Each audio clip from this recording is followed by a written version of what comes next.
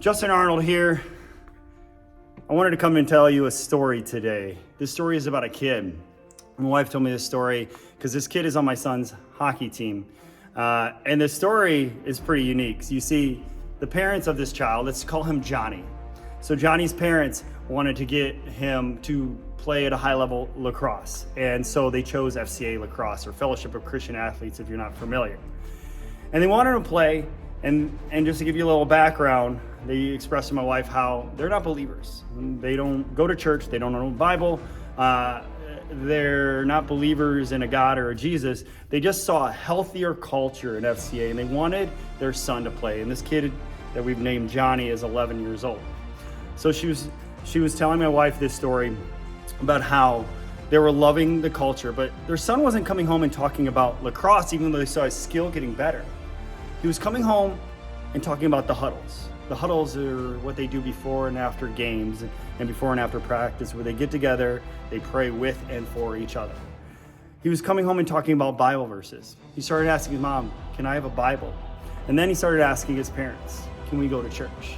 So through sports, through community, through connection, God has worked through this kid into his parents, and now they're going to church. I love that story. It's a true story. And I wish it could be so many more stories.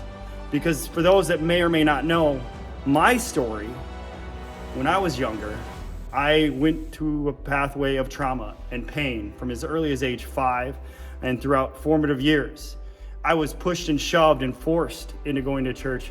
I was pushed and shoved and abused in a variety of different ways, to the point that I wanted to kill myself and tried to kill myself multiple times throughout my youth life. Thank God I was horrible at it. I started hating God to not even believing in God. That led me to curiosity. If I'm going to hate this thing so much, so passionately in my broken life, where I was lost and felt like I had nobody, I'm going to at least be curious. So through my curiosity, through my self-awareness, I opened up a Bible and I started learning about things that I had no idea. I realized how wrong I was about all this. I realized the relationship, the love that was there, that I wasn't getting in my life. I realized in my lost self, in my lost soul, something bigger, just out of my curiosity of hating, even thinking of using this as a tool against Christians, arguing some of the similar things, arguing the inconsistencies that people would say in the Bible. When you really learn the Bible whole, you see these stories, these beautiful stories of just loving people, loving God, creating community, how church and family are in our relationships. And this is what I see in FCA. Man, I wish there was something like that when I was younger. I'm one of the lucky few, I believe, because again, out of my curiosity, my self-awareness. But there's so many lost souls, especially more now than ever, as we see our depression, our suicide youth rate, our mental health rate skyrocket over the last 10 years, higher than it's ever been since we've been keeping these statistics.